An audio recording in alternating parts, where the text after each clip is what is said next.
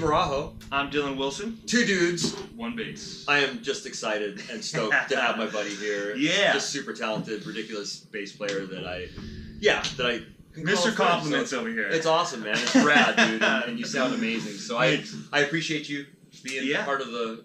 I appreciate you calling me to come out and talk about some bass. Yeah, we'll talk, especially talk about basses that you play and you've been on the road with that are basically kind of the concept of the two dudes, one bass. Yeah. You're super comfortable with. This is what you use to gig. You asked me what I should bring, and I thought, I should bring what I just got off the road with. Yeah. You know, I've been back for a few weeks. Was out with Richie Kotzen for most of the year. That's awesome. And this was the bass I took almost everywhere. This is the internet. This is my international bass, pretty much. Nice. And I played it on our Live in Tokyo DVD in 2015. Okay. And we did film the show in Australia, in Melbourne. So I don't know if that's going to be coming out or not. But if it does, it'll be also this bass. That's so this bass has got a lot of miles on it, and I've taken a lot of places. How long have you had it? I've only had it probably 3 or 4 years. Oh now. wow, nice. Okay. So not a super long time. I actually got it off Craigslist. I found some dudes selling it on Craigslist. Got a great deal. It's a funky. It's a 74 bass. So 74 body, 74 neck. Yes. Okay. The pickups are DiMarzio. Great, man. Yeah. You know, they were put in there. I don't know when. Okay. And the only thing I did do to it was put the hip shot detuner on there. That's great. And I'm gonna move this bass over a little bit. Yeah. There you go. Sorry. And then I put in the In-Tune tuner. That thing's rad. Which is so different. Weird. Yeah, it's so different. Okay. So I put it in a way so that it's a kill switch, and then it you could tune while on stage or in the green room. And it's a chromatic tuner. tuner. And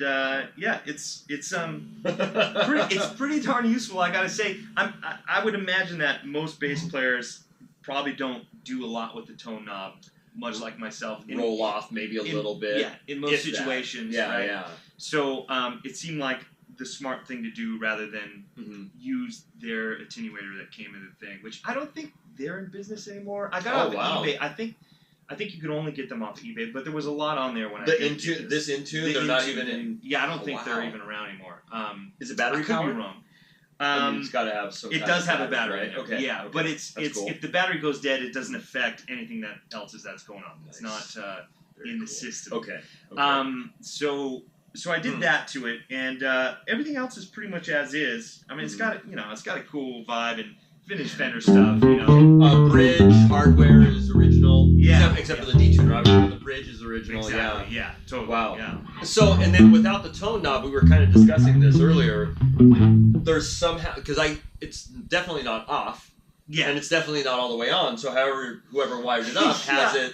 I had a guy do it, and he probably asked me some sort of question related to that, but I couldn't. How do you want the tone knob to be? I can't tell you what I said, but I do like the outcome. I think it sounds pretty good. Yeah. And it's been a good bass for me. I'm pretty. You want to check it out, man? Tell me what you think about it. No, I like it, man. I like the weight.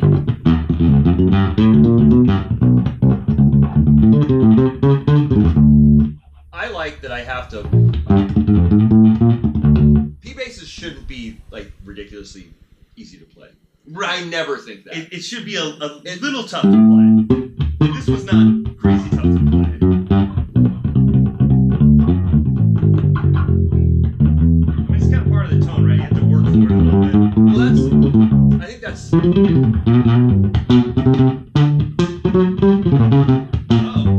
Showing off now. No, not at all, man. Not at all. But I think that's part of part of the beauty of a P bass is that so a freaking P bass is just a P bass. It's pickups. There's nothing to it. Yeah. It's all this and it's all this. So I think that you have to have some kind of, I don't know, something so that you're actually making it sound the way you want it to sound. Yeah. I think in certain terms. I don't know. Yeah, I think you can across the board say it's all in the fingers. No matter what you're playing, you're going to sound a little bit like yourself. But I think this kind of strips away. P-bass kind of strips away all the other nonsense, and it's like you have to kind of. It strips away a safety net of, okay, I'm going to boost my mids, I'm going to cut my highs, I'm going to do this, I have active electronics, I have another pickup, I'm going to pick it back here. Yeah. You know, if I want to do Jocko, no. You know, you can get, playing closer to the bridge, you can get a little bit. I mean, obviously you're not going to get it, but... Yeah, it's kind of just all on your fingers, especially now I took that tone knob out. It's just really like... It's all here, and the neck... straightforward. Yeah, and the neck, it's not a wuss neck, man. It's not like a little tiny neck. It's a... Right. It's got some thickness to it. Yeah, man. Sure. Yeah, this is a really great. It's a nice bass. I like it a lot. It's a little lighter than my other P bass. What were you gonna say about that? No. I like the finish, the ash finish, like the mocha finish. This right here, like belt buckle. Is that you? No. I sanded these parts off because whoever I got, I don't know if it was the guy I got it from, but somebody like carved in there, some curse words or something. Really? Yeah. It was no. Which made it very punk rock, and I just thought, you know, I don't know if I need to have, you know, F-U-C-K on my bass. Yeah. Here, guys. Yeah. Was it actually upside down so that when you like play and you like lifted it, it was? That's a good question. I don't know. Because that's super punk rock, dude. If you had like F-U like that so people could read it, I don't know. Yeah, it was pretty small. I don't know if it was done for somebody to read. It looked like somebody was just having a tough day or something. Dude, that's so fun. I like I like these DiMarzio pickups too. They're very they keep the traditional sound, but they got balls. They're ballsy, man. Yeah, it's a little more ballsy. The 78 P bass I have is Antigua, right? Is Antigua. It's a beautiful bass, but it's a little heavier. Okay. The neck's actually a little thicker, a little tougher to play that one actually. Not a lot. It's very similar. The sounds are very similar, but if you really get down to it, this one's a little honkier. Interesting. Which might work more for touring and live. Might work well for that. Yeah. Exactly. So this is the bass right here. This is the tour bass, That's man. Your main one. Yeah, it sounds great. It sounds great when you play it, dude. I mean, and you're able to get whatever sounds out of it. Apparently, I'm able to get the job done. I don't know. People keep calling me, so it's working well so far. Well, yeah, dude, it's great. That's although cool. I don't do a lot of just solo bass playing to impress folks. So I don't know what I could do. Dude, we're playing bass. Like, grab a guitar and we'll play a tune. No, you do not want to hear me playing guitar. That's not good, man. Not happening. So, no, it sounds awesome, man. Do you know any history of the person that you bought it from? Were they? The guy got it from. He was working at some shop in I think Huntington maybe, and he was really nice guy, and he was really cool. He seemed happy that it was going to somebody who was going to actually play it and use it. And I didn't get the feeling he was the original owner. Okay. Yeah, that's kind of all the info I have on it. That's great, man. I love it, man. It's great. And original pickguard. You know, and the finish it's really... Is this... You know everything about basses, right? No, I don't know everything. Yeah, you do, yeah. You know. This wouldn't be original, right? A black nut? That can't be. Was Fender I looked at that. No, because they usually use I think that was replaced. It was probably... Because the nut has a tendency to wear down. Yeah. And then you get buzzing. That might be an aftermarket. That's probably... But I just realized that when you were saying... the words original. No, I was like, that's probably not. Well, when I first looked at it, I thought it was like a brass nut, but then because it was dark, but maybe somebody just plays it, and it looks like it might have a little gap. You know what I mean? Like maybe. But who cares, dude? This thing's killer, man. Oh, and I don't care very much. Yeah. Well, that's what we're supposed to do. We're supposed to just play and not, Exactly. And it definitely has like. So the late 70s, this is 76 again? Sorry. 74. 74? Yeah. 74 that was, body, yeah. That was when stuff started kind of going weird with Fender. Like anything later, and obviously this is aged, so it's going to be shrinking. Like you're going to have gaps, but this is a really good that's a good 74 P bass. Because dude, you've played some 70s basses that are just horrible. 70s Fenders is what I'm talking about. Because that quality kind of all over the place. It kind of went all over the place. So you had a really good one, you had a really horrible. If I had a good one though, it's something about I don't know, just the age of the wood or something. And it just well, you have a 73 jazz bass, which I bought from you. You got from me, and that bass wasn't that your uncle's or something? That was it was like in that's the closet. A cool bass. It's a great bass. I might take that out on the road next time. I've been thinking about it. That's a good 73. It's really beautiful and in great condition, which makes me nervous to take it anywhere. And that's a tough one. That's a tough, Well, I mean, then again, this one is a little bit more. A little bit later, it's beat up. It's kind of like it's been chosen to be that bass. I'm very happy to spill a beer on this bass. Dude, I don't know, man. The 73. No, never. Or whiskey or tequila or anything. No. Well, I wouldn't spill it anyway. Yeah, exactly. On purpose. Somebody would have to, I don't know, man. The 73 I wouldn't take. Like I have a 68. I wouldn't take it. My argument for that is that they're made to be played. I know. And it's like what are they going to do? What are you? I don't record. I don't know. You don't want to get messed up, but at the same time, it's like you should get out there and play it. Or play it in the US. US. People play it in the US. And use it. Yeah, I'll use it on the US. Use the US tour exactly. Just that. No, but I know what you mean. I know it's. I don't know when I'm dead and gone. I don't know. What's the point at that point? You just play the crap out of them. Might have been. I don't want to be on my deathbed. I should have played the 73 on the 2018 tour. I know. I would have made it. Yeah, play. So speaking of touring, all right. No, I know. It's a great bass. All right, so where can they find you on the interwebs? On the interwebs. Well, you can find me at Dylan Wilson Bass on Twitter, Instagram, and Facebook, and YouTube, and. That one might be Dylan Wilson Music. I couldn't tell you for sure. Cool. I haven't put anything on there for a while. Dude. And then there's a website, DylanWilsonMusic.com, and then which probably hasn't been updated. And then there is a YouTube channel with my buddy Mike Bennett. We're doing a rhythm section series. So good. And so good. About 8 episodes in. There's another one coming out, and that is called The Rhythm Section.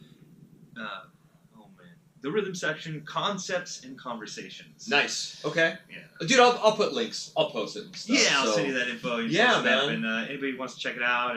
No, check it out. It's really, I mean, it's the Rhythm Section. These guys have been playing together forever, so it's really nice to have a good relationship with a drummer, and they're few and far between because sometimes drummers you're kind of, you never know, but these guys...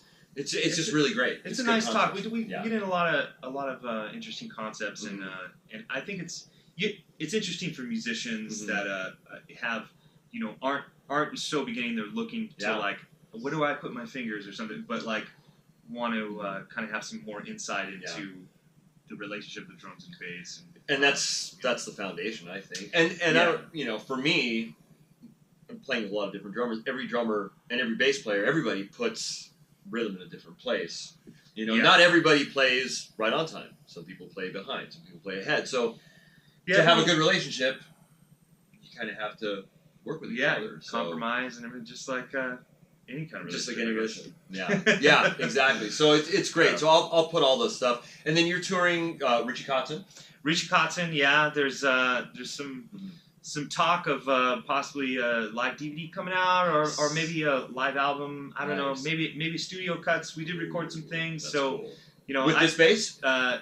Actually, no, with the 73 jazz bass. With the 73. So you'll have to look. It's a sick single. I can't wait for it to come out. It's pretty cool. Okay.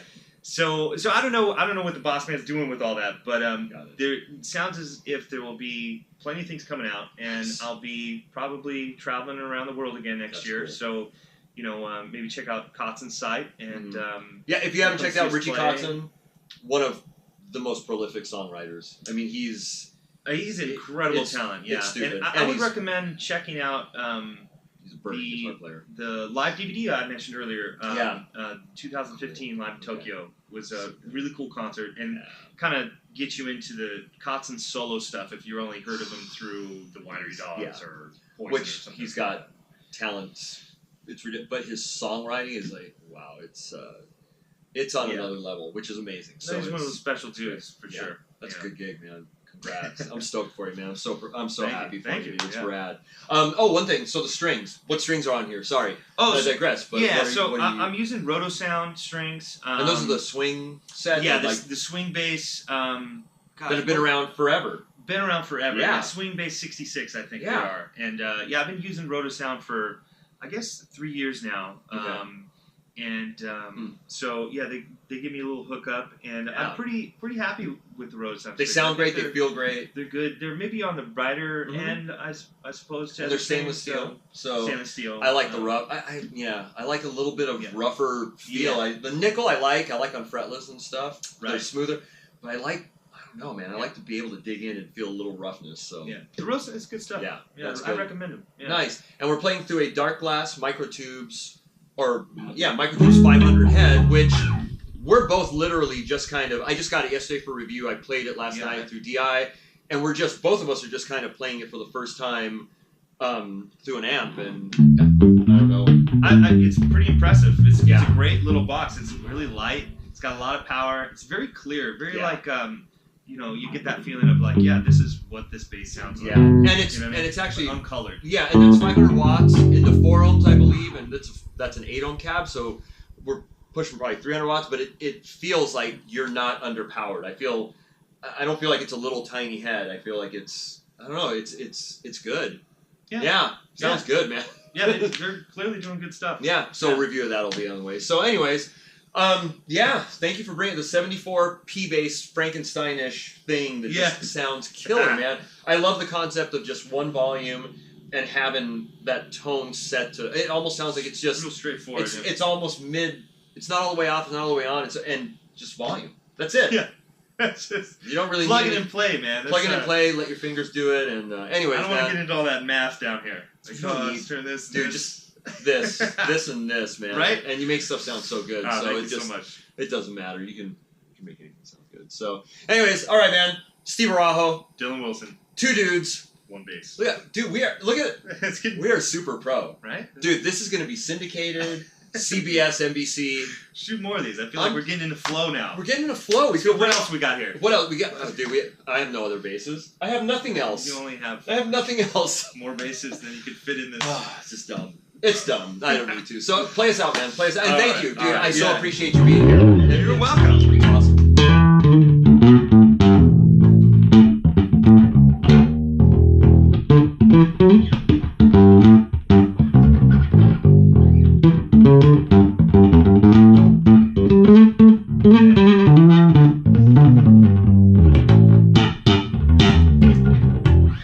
I don't know why you gave me the bass to play when you do that. Oh, please. Can I get another take on that? Come on, man. Come on. So anyways, we'll see you later. Thanks, man. I told you. Badass.